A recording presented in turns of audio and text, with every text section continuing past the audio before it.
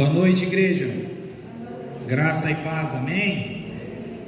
Quero receber você nessa noite com muita alegria na casa de Deus, também a minha casa, a sua casa, a nossa casa.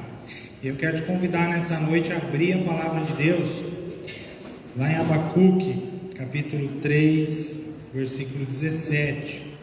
Texto para a gente meditar e dar início ao culto dessa noite. Abacuque, capítulo 3, versículo 17. Agora é hora que você pode usar o índice da Bíblia, que Abacuque é difícil de achar, vai estar lá no finalzinho. Se eu vir de Malaquias para trás assim, fica mais fácil de encontrar. Abacuque, capítulo 3, verso 17.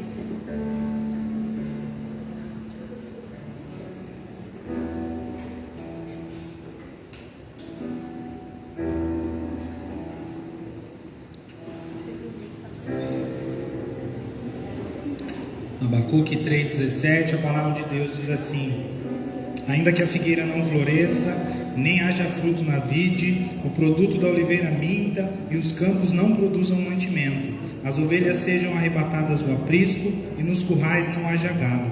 Todavia eu me alegro no Senhor, exulto no Deus da minha salvação. O Senhor Deus é a minha fortaleza, e faz os meus pés como os da corça, e me faz andar altaneiramente.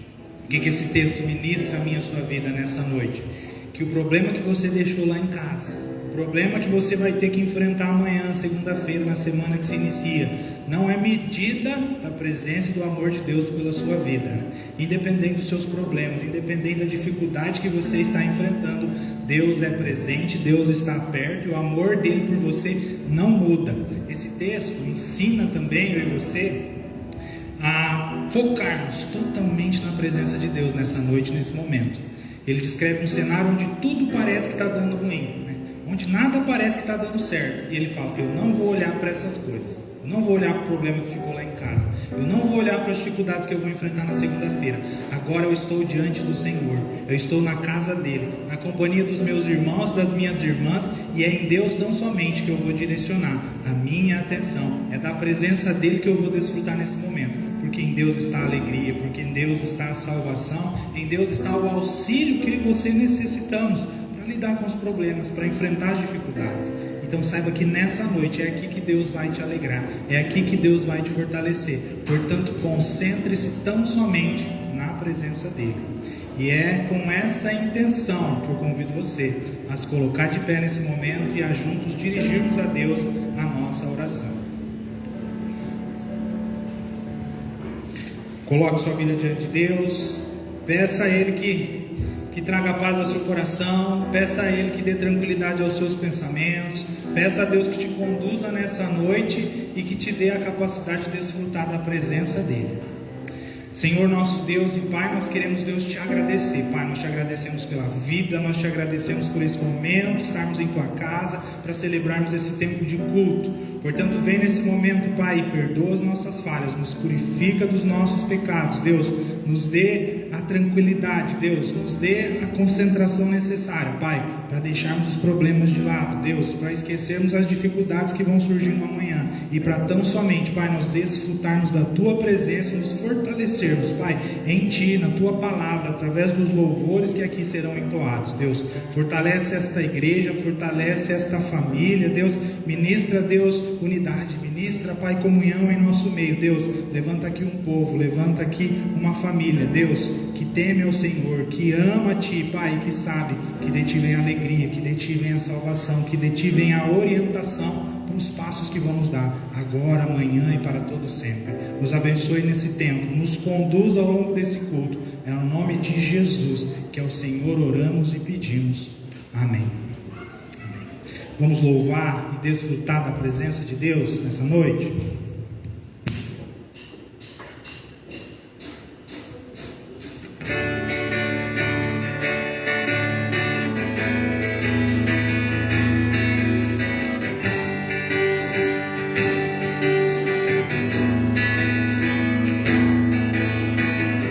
O céu, meu alvo, quero atingir teu coração, com meu louvor, com meu viver, Senhor.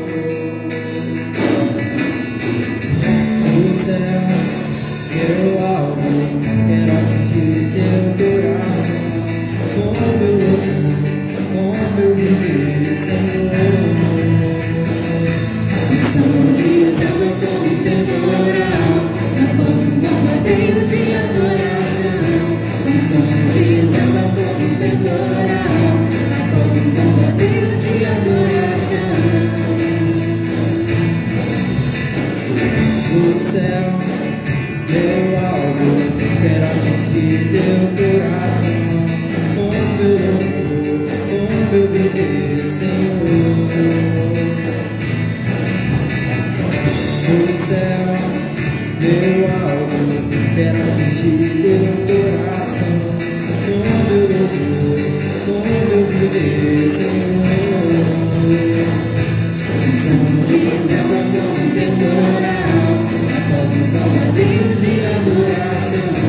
Missão de Israel como temporal, após um calvario de adoração. Missão de Israel como temporal, após um calvario de adoração. Missão de Israel como temporal, após um calvario de adoração.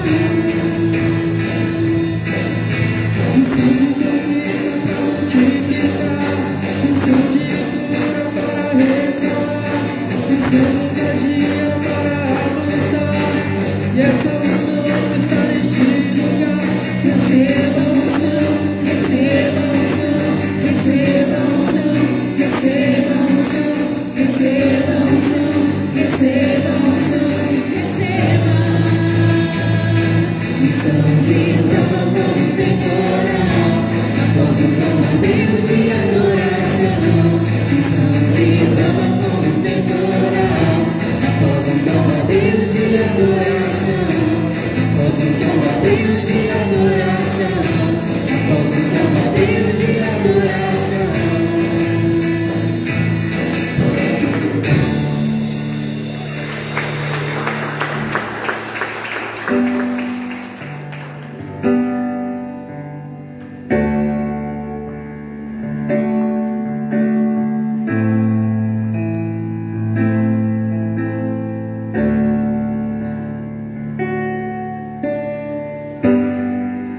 Quando a música esmorece, o resto desaparece. Simplesmente a arte me achegou, ansiando oferecer algo de valor para abençoar teu coração.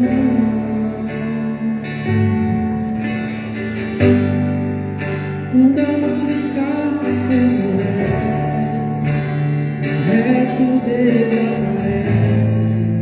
Simplesmente a arte me achegou, ansiando oferecer algo de valor para abençoar teu coração. Mas que uma canção eu te darei, pois apenas uma canção não é o que queres de mim. Mais profundo busca, Senhor, do que os olhos podem ver. Queres meu coração. Estou voltando à essência da adoração, e a essência és tu, a essência és tu, Jesus. Oh, me perdoa pelo que eu fiz dela, porque a essência és tu, a essência és tu, Jesus.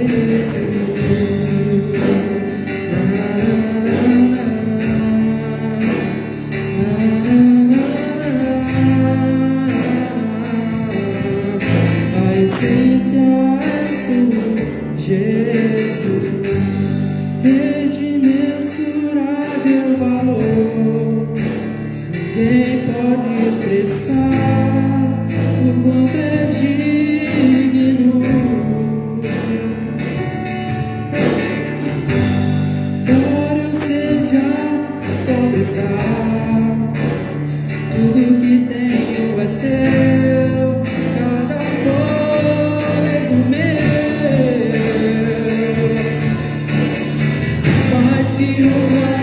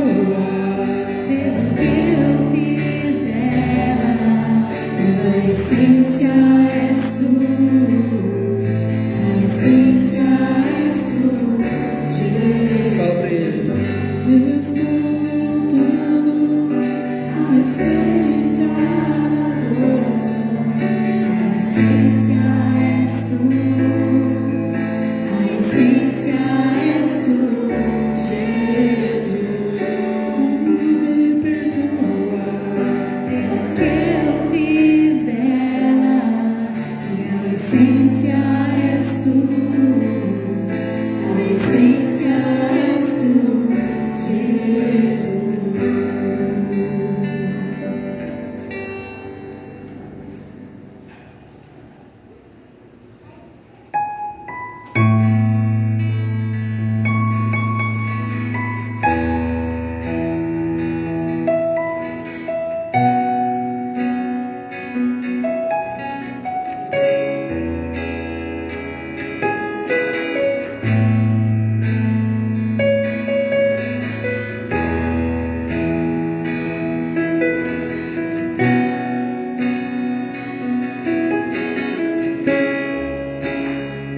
Estás aqui, movendo entre nós. Te adorarei, te adorarei. Estás aqui, mudando destinos. Te adorarei, te adorarei. Estás aqui, operando milagres. Te adorarei, te adorarei. Estás aqui, transformando nossas vidas. Te adorarei, te adorarei. Meu Deus é Deus de milagres, Deus de promessas, caminho no deserto, luz na escuridão. Meu Deus, esse é quem tu és. Meu Deus é Deus de milagres, Deus de promessas, caminho no deserto, luz na escuridão. Meu Deus, esse é quem tu és. Estás aqui, tocando os corações. Te adorarei, te adorarei. Estás aqui, curando multidões. Te adorarei, te adorarei. Estás aqui, transformando histórias. Te adorarei, te adorarei. Meu Deus é Deus de milagres, Deus de promessas, caminho no deserto, luz na escuridão. Meu Deus, esse é quem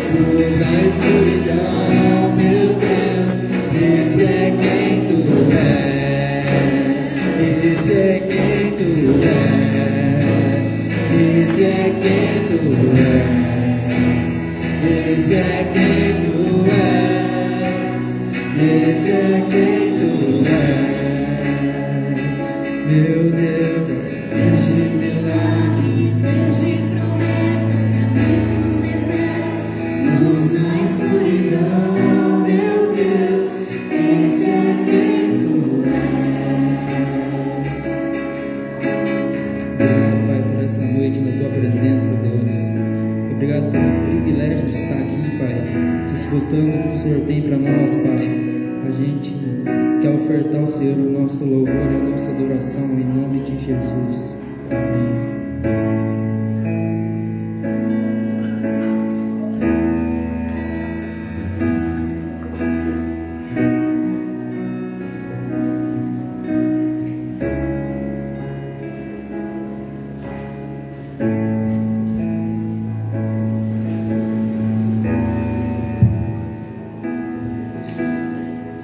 Abra sua Bíblia comigo lá em Provérbios, capítulo 22, verso 7.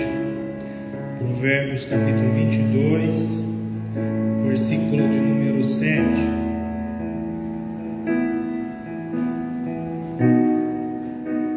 Provérbios 22, 7. Quero estar orando pelos nossos dízimos e as nossas ofertas. E a palavra de Deus diz assim: o rico domina sobre o pobre, e o que toma emprestado é servo do que empresta. Nós sempre usamos a palavra para falar assim, uma orientação com relação a dízimo, com relação à oferta, mas a Bíblia ela tem muitos outros ensinamentos com relação às nossas finanças e dificuldades financeiras que muitas vezes eu e você enfrentamos. O texto que acabamos de ler nessa noite condena o empréstimo. Deus ensina o que para mim e para você nessa noite? Que às vezes a gente se enrola, e tomar dinheiro emprestado nem sempre é o melhor caminho. Isso é caminho de escravidão, e geralmente se eu empresto 10 eu pago 20. Então eu entendo assim que Deus quer nos ensinar que ao invés de a gente pegar dinheiro emprestado, é melhor a gente economizar e gastar um pouco menos. É importante a gente fazer cortes, é importante a gente se reorganizar financeiramente. Uma vez eu ouvi uma frase e ela é muito verdade, que ela fala assim: quem gasta mais do que ganha vive uma vida que não é sua. Quem gasta mais do que ganha vive uma vida que não é sua. Então que você consiga equilibrar, organizar as suas finanças de modo que caiba no seu orçamento e que tenha condição de sobrar alguma coisa, de você se organizar, de fazer reserva, de também conseguir contribuir, dizimar, ofertar, participar dessa obra.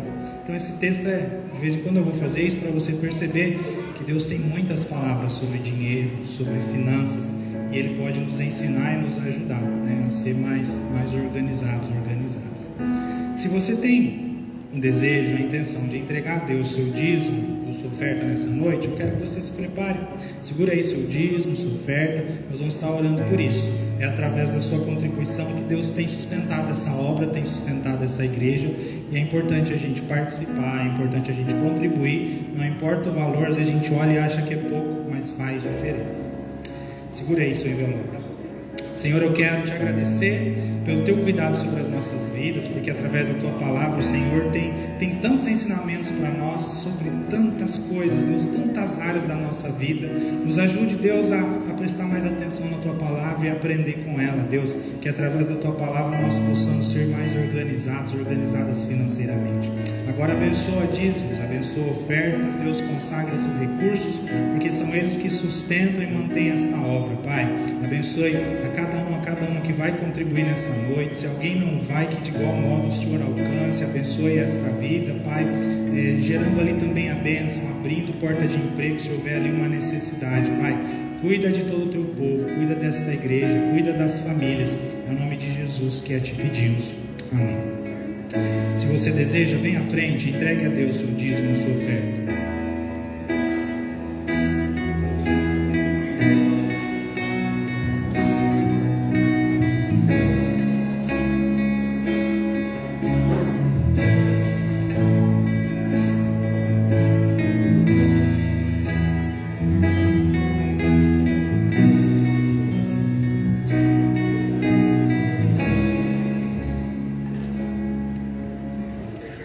Agora eu quero chamar à frente as nossas crianças, o Ministério Infantil que vai estar cuidando, vai estar ministrando elas nesse tempo, para estarem se posicionando aqui à frente. Enquanto eles fazem isso, eu vou ler um versículo antes do que acabamos de ler. Nós lemos Provérbios 22, 7, eu vou ler o 22, 6 agora. Fala assim: ensina a criança no caminho que deve andar, e ainda quando for velho, não se desviará dele.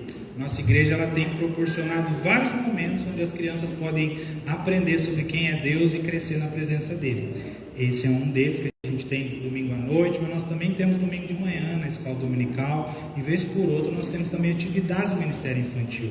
Então nós estamos tentando reestruturar, nós estamos tentando construir uma igreja que valorize e que incentive a participação das nossas crianças.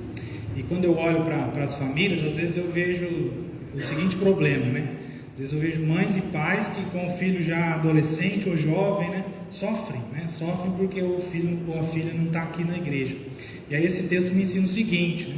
Não só esse texto, mas também a psicologia. Fala assim que a criança, quando ela é pequena, ela tem uma sede de aprender. É muito mais fácil ensinar agora do que ensinar depois. Porque muitas vezes quando é pequeno, né, é mais fácil para você ficar em casa, você fica em casa, se você quiser a criança também vai ficar e as coisas vão ser do seu jeito. E aí você não traz para a igreja, não ensina, e aí depois quando cresce, começa a surgir algumas dificuldades, aí você quer que esteja ali na igreja.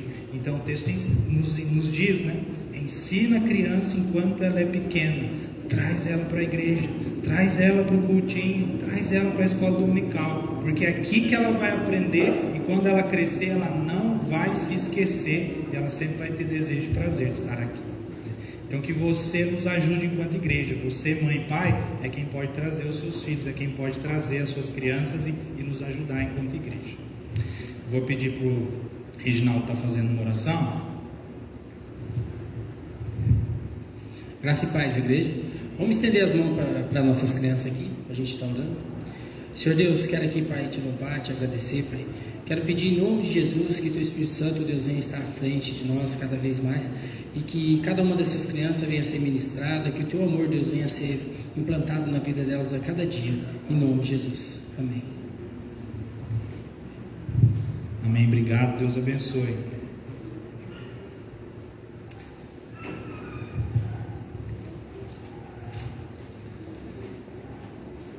Abra sua Bíblia agora lá em João, capítulo 17, verso 14. João, capítulo 17, versículo 14.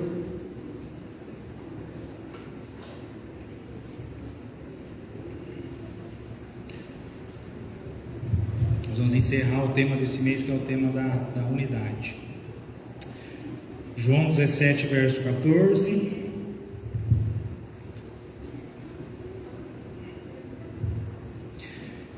Eu lhes tenho dado a tua palavra e o mundo os odiou, porque eles não são do mundo, como também eu não sou. Não peço que os tires do mundo, e sim que os guardes do mal. Eles não são do mundo, como também eu não sou. Santifica-os na verdade, a tua palavra é a verdade. Assim como tu me enviaste ao mundo, também eu os enviei ao mundo. E a favor deles eu me santifico a mim mesmo, para que eles também sejam santificados na verdade.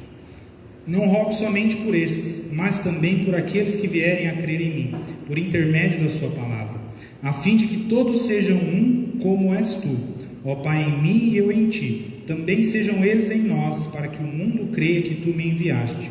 Eu lhes tenho transmitido a glória que me tens dado, para que sejam um como nós o somos, eu neles e tu em mim, a fim de que sejam aperfeiçoados na unidade, para que o mundo conheça que tu me enviaste e os amaste, como também amaste a mim. Essa é uma palavra de oração. Deus, nós te agradecemos pela tua palavra e pedimos a tua bênção sobre nós nessa noite. Usa a minha vida, ministra a vida do teu povo. Deus, que todos possamos aprender, que todos possamos crescer em tua presença, em nome de Jesus. Amém.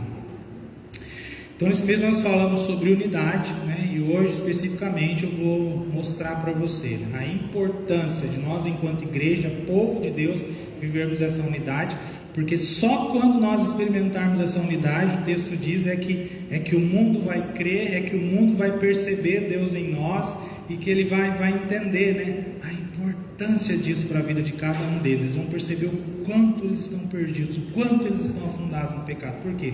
Porque tem visto diferença em nossas vidas, né, na vida da igreja, em nossa unidade. E aí eu quero olhar para o texto que acabamos de ler. Eu quero dizer para você um pouco do contexto, né? Quando que esse texto foi escrito, né? O que estava acontecendo ali? Jesus ele estava prestes a ser entregue para ser crucificado, né? Alguns momentos antes, Jesus faz essa oração sacerdotal, e aí depois ele vai lá no Getsemane, leva os discípulos, Aí o texto vai dizer que Jesus estava vivendo um sofrimento tremendo, né? Alguns lugares vão dizer assim, que era uma agonia, profunda tristeza, angústia. Lá em Lucas 22:44 diz que Jesus chegou a transpirar sangue, tamanha era a dificuldade que ele estava enfrentando. E aí é um pouco antes desse momento que Jesus faz essa oração, quando ele estava sofrendo, quando ele estava preocupado com tudo que ia acontecer, mas sobretudo ele estava disposto, né, a buscar viver a vontade de Deus, a saber, Pai, a minha vontade é essa, né, mas sobretudo não seja feita como eu quero, né? Se possível passe esse cálice, mas se não for possível, que a sua vontade se cumpra na minha vida e através de mim. Jesus faz essa oração. Jesus faz outra oração no Getsemane, e nós bem sabemos que o Jesus que desce, que sai ali daquele momento de oração, é um Jesus totalmente diferente, porque Deus o fortaleceu, porque Deus o consolou, e é um Jesus que mesmo em frente a todas essas dificuldades, Jesus não desistiu, né? Jesus não desistiu e se manteve firme naquilo que era propósito, vontade de Deus. Aí quando eu olho para esse texto, né, pensar em enfrentar uma situação difícil, olhando para como Jesus enfrentou essa situação, muitas vezes eu me sinto envergonhado, né? Porque muitas vezes vivendo a minha vida, eu olho para os meus problemas, eu olho para as minhas dificuldades, que nem se comparam àquilo que Jesus estava prestes a enfrentar, e muitas vezes, né, acontece comigo e com você, os nossos problemas e as nossas dificuldades serem justificativa para a gente dizer a Deus, olha, eu não estou bem, eu vou parar, eu preciso de um tempo, eu acho que eu vou desistir, né, vou dar um tempinho. Imagina Jesus tivesse feito, né, igual eu e você fazemos muitas vezes, está vindo um momento difícil, está vindo uma situação difícil, e eu não quero saber, né? Eu não quero saber dessas pessoas, eu não quero saber de morrer pelo mundo, eu não quero saber, Deus, de cumprir a sua vontade, né? Eu e você não estaríamos aqui nessa noite. E aí Jesus é o grande exemplo, porque ele se manteve firme ali, né? Caminhando, unido com o próprio Pai e unido, né, comigo e com você, porque os planos de Deus eram de nos abençoar e de nos alcançar através do sacrifício de Jesus. Então com Jesus eu aprendo que apesar dos problemas, que apesar das dificuldades, nada justifica eu e você deixarmos de ser um com Deus. Nada justifica eu e você deixarmos de ser uns com os outros, né? Por isso que Jesus, quando ele resume a palavra, ele fala assim, a Bíblia inteira, os profetas e os mandamentos vão se resumir, amar a Deus sobre todas as coisas e ao próximo como a ti mesmo. Esse é o resumo, é o vínculo da unidade que eu e você sempre precisamos levar e sempre precisamos viver. E aí, olhando para o texto que acabamos de ler, eu quero destacar algumas coisas, que nós bem sabemos que não é fácil viver a unidade, que nós, enquanto igreja, muitas vezes deixamos a desejar. Eu me lembrei de um exemplo, acho que até da igreja metodista, né? Um dia estava tendo uma questão judicial lá entre membro ou entre igreja, e foi parar diante de um juiz, para o juiz resolver a questão.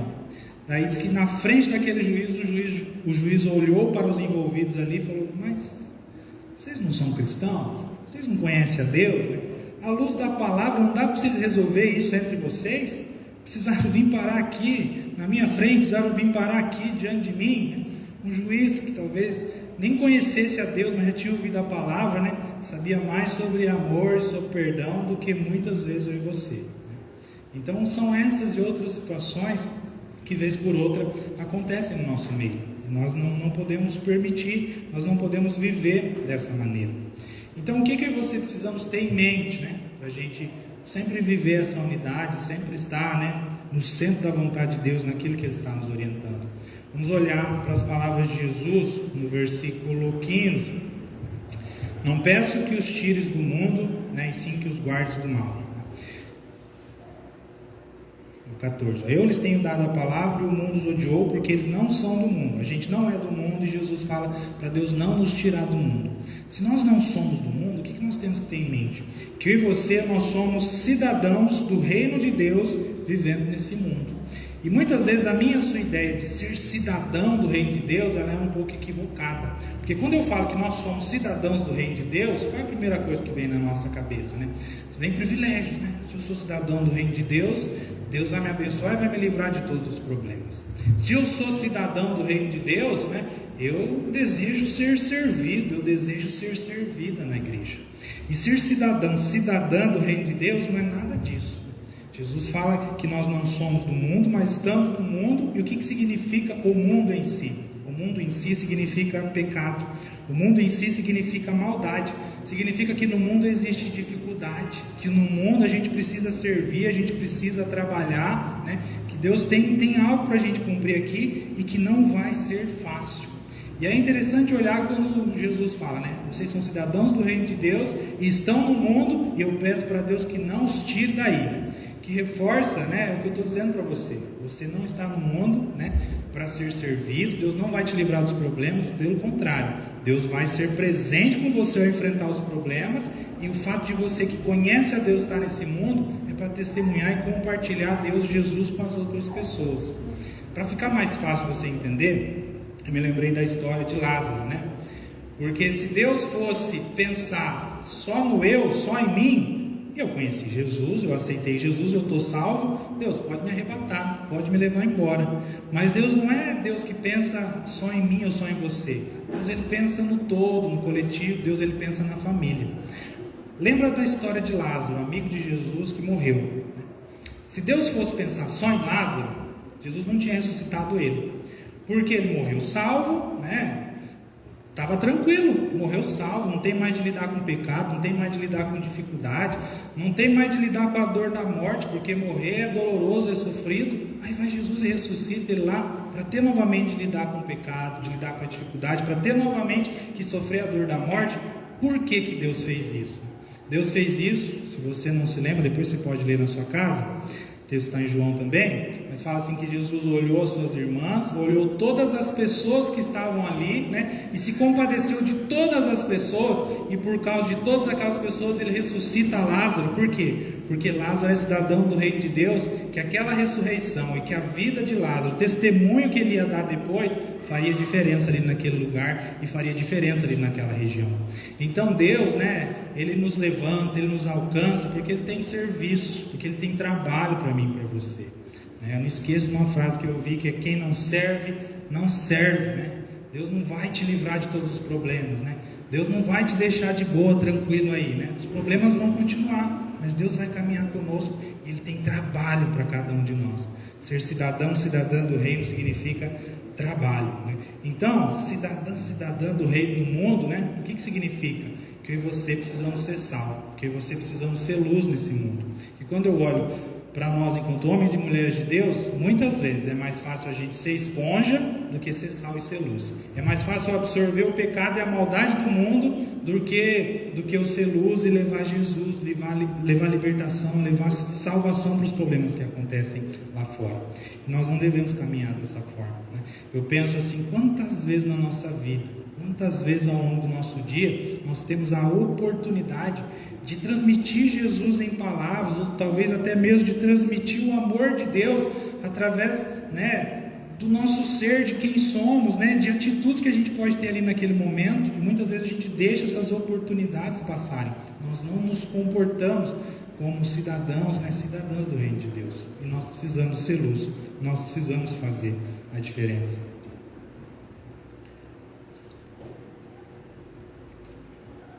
Uma segunda coisa me chama a atenção nesse texto, né? Jesus nos coloca no mundo e dá trabalho para mim e para você, né? Para nós enquanto família, porque nós não estamos sozinhos, nós precisamos caminhar unidos, né? Nisso que é propósito de Deus. E aí, não pense você que Ele te desampara, não pense você que Ele te abandona. Versículo o 15, né? Não peço que os tires do mundo, e sim que os guardes do mal. Eles não são do mundo, como também eu não sou. Santifica-os na verdade, a tua palavra é a verdade. Assim como tu me enviaste ao mundo, também eu os enviei ao mundo. Então, eu e você, nós somos amparados por Deus, nesse mundo onde nós temos dificuldades, nesse mundo onde eu e você temos trabalho. O texto diz que é Deus quem nos guarda de todo mal, é Deus quem nos santifica através da palavra, e é Deus quem nos dá autoridade e nos envia para esse mundo. E aí eu percebo algo que me mostra que Deus é o mesmo desde lá os tempos do Egito. Eu sempre resumo, né? O que Deus fez na vida do povo do Egito? Salvou do Egito, salvou do pecado, santificou no deserto, ensinou quem Deus era e o que significava a palavra para aquele povo, e na terra prometida deu serviço para aquelas pessoas. E é o mesmo que Jesus está dizendo aqui, ó. Deus é quem nos guarda de todo mal, quem traz perdão para os nossos pecados, quem nos liberta do mal que está nesse mundo. Deus é quem nos santifica na verdade através da palavra dele. Ele nos ensina quem Deus é e o que Deus tem preparado para as nossas vidas. E Deus é o mesmo que também nos envia e nos dá trabalho. E aqui, eu pensando nesses 3 pontos, eu sempre tiro, né? Isso é uma análise de maturidade para nós enquanto filhos e filhas de Deus, né? Eu devo olhar para a minha vida e você também. O que tem que acontecer na nossa vida? Nós precisamos o tempo todo, né, viver o arrependimento pelo pecado, né? Eu tenho que fugir do mal. Eu não posso me conformar com o pecado, né? Crente maduro, né, se arrepende, foge do pecado. Crente maduro tem fome e sede da presença de Deus. Crente maduro, né, tem disposição e atitude de servir. Por isso, vez por outra, eu falo aqui no culto, né? Eu falo da igreja, eu falo dos ministérios, eu falo que você não precisa participar com compromisso, mas que você pode ir experimentando, né? Participa da diaconia, participa da intercessão, participa do louvor, participa do ministério infantil, né? Nós temos o ministério ágape lá com a cozinha, nós temos ministério de dança, nós temos ministério de ação social, porque Deus quer fazer a obra completa na minha vida. Ele quer nos salvar, Ele quer nos santificar e Ele tem trabalho para cada um de nós. E nós não estamos sozinhos nisso, né? Deus está nos abençoando, Deus está nos ensinando, Deus está nos conduzindo ao longo de todo esse processo. E o que fica claro para mim e para você que Deus não nos desampara é Jesus aqui na oração sacerdotal que Ele fez pelos discípulos. Jesus abre ali, né, um tempo de intercessão também por mim e por você. Olha lá para o versículo 20. Não rogo somente por estes, mas também por aqueles que vierem a crer em mim por intermédio da sua palavra. Jesus fala assim: eu estou intercedendo pelos discípulos e também por aqueles e aquelas que vão vir depois. Jesus intercedeu por você aqui nesse momento. Jesus, o próprio Deus, não te desamparou. E Ele quer te conduzir a essa unidade com o Pai. Eu quero conhecer a Deus. Eu quero saber o que Ele tem para a minha vida. Eu quero viver a vontade dEle.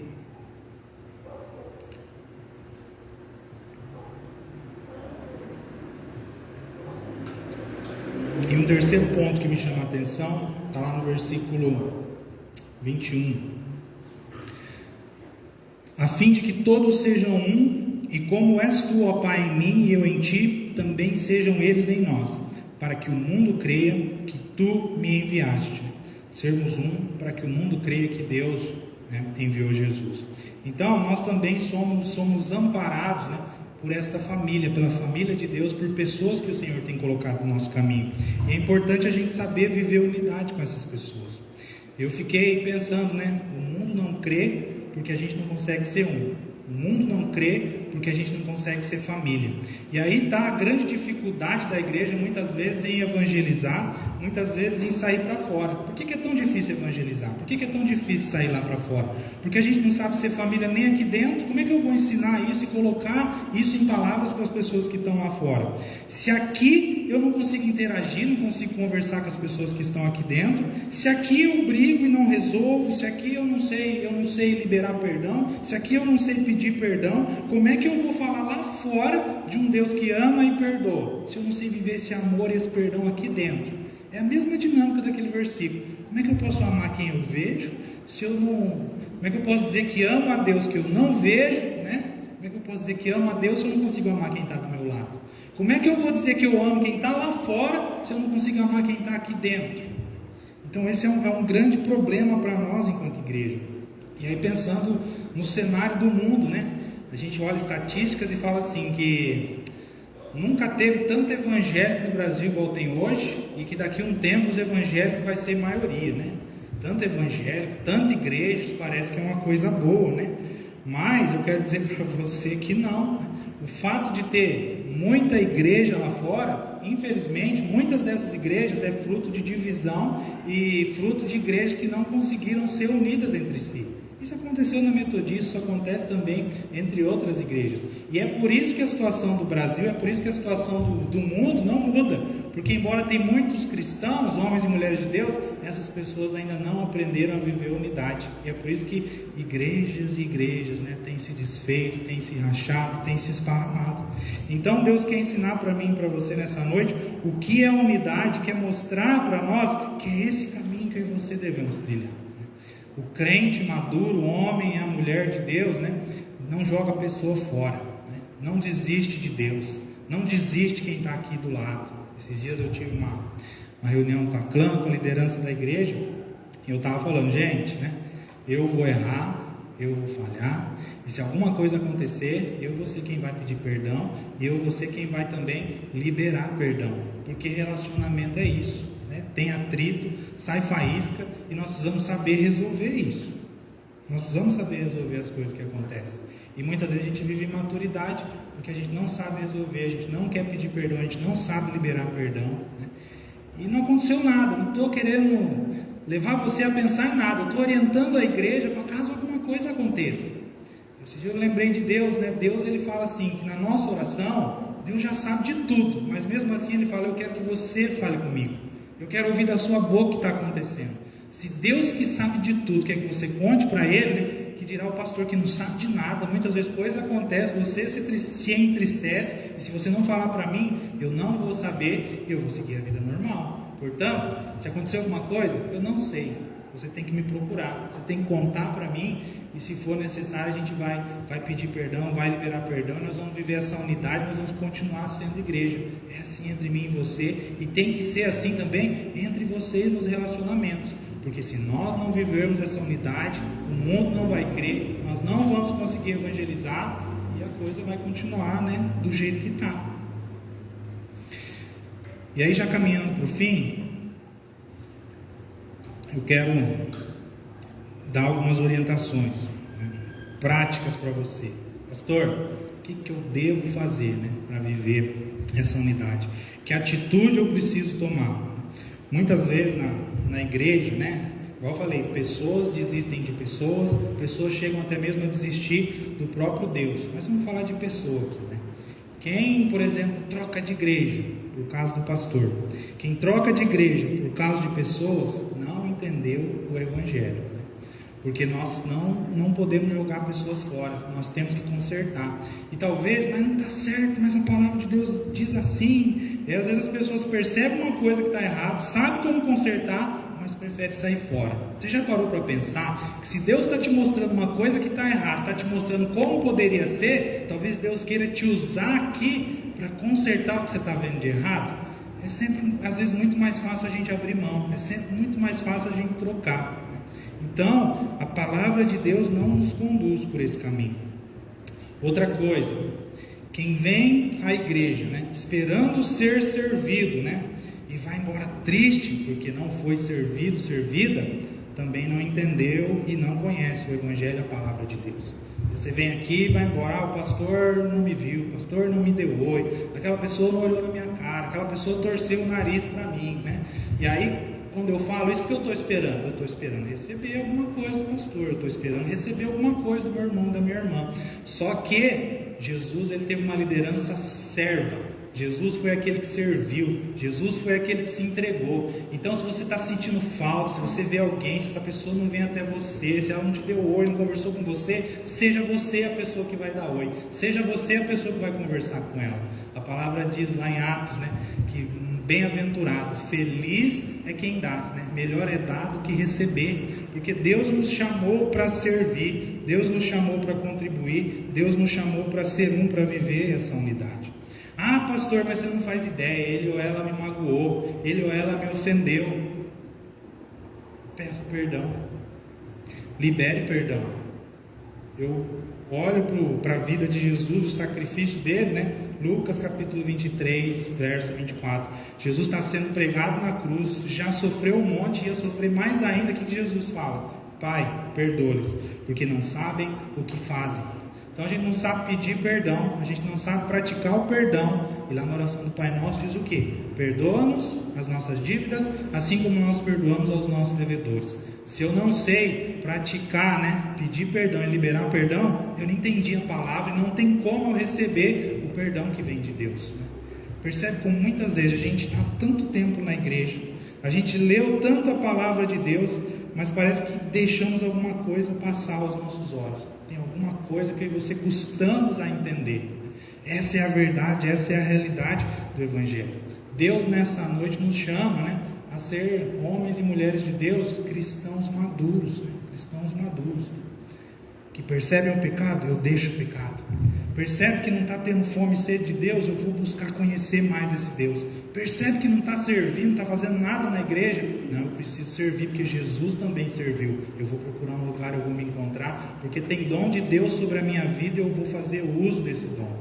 Percebe que não está vivendo a unidade, eu vou buscar viver essa unidade. Porque se eu não conseguir viver essa unidade com Deus e com quem está do meu lado, não tem como eu evangelizar, não tem como surgir pessoa nova aqui.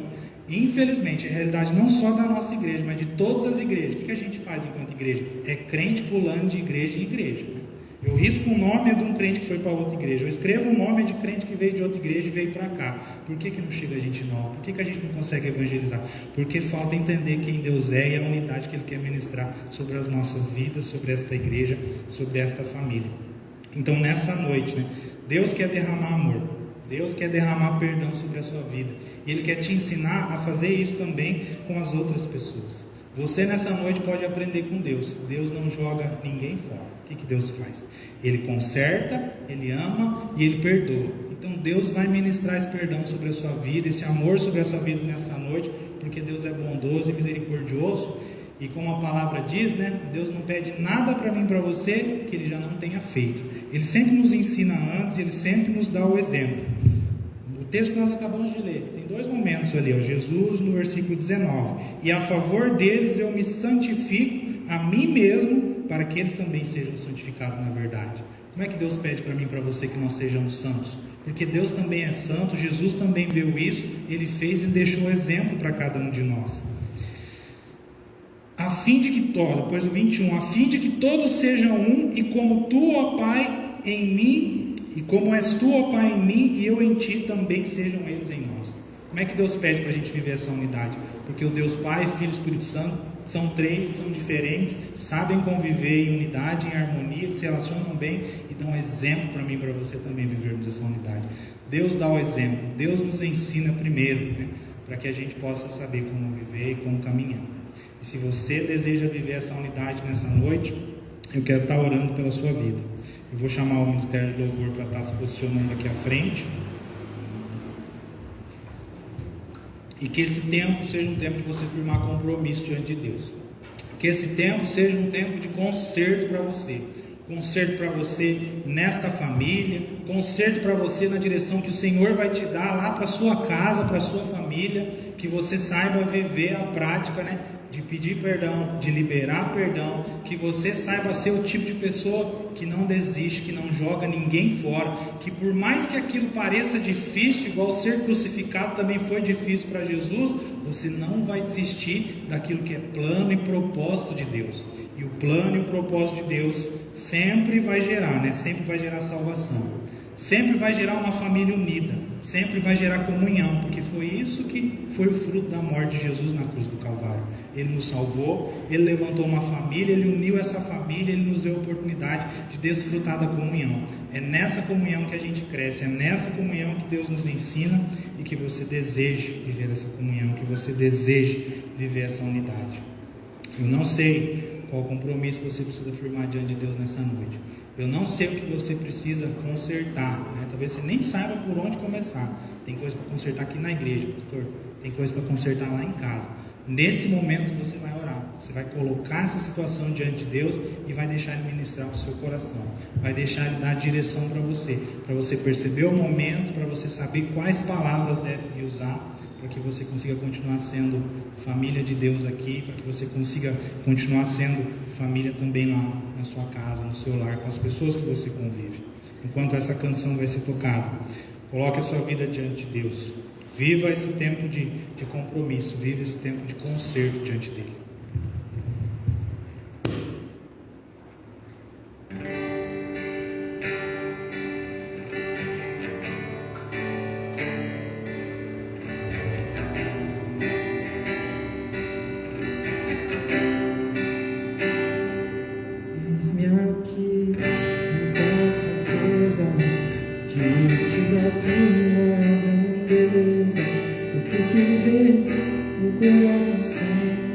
meu corpo responde, minha mente sonda agora esse coração. Veja, Senhor, se não tenho razão, mas eu não quero ser tão racional. O Espírito Santo pode se achegar e fazer morada, e fazer morada. O Espírito Santo mora em mim. O meu coração é o teu lugar, faça morada. Eu te convido a nunca mais me deixar aqui.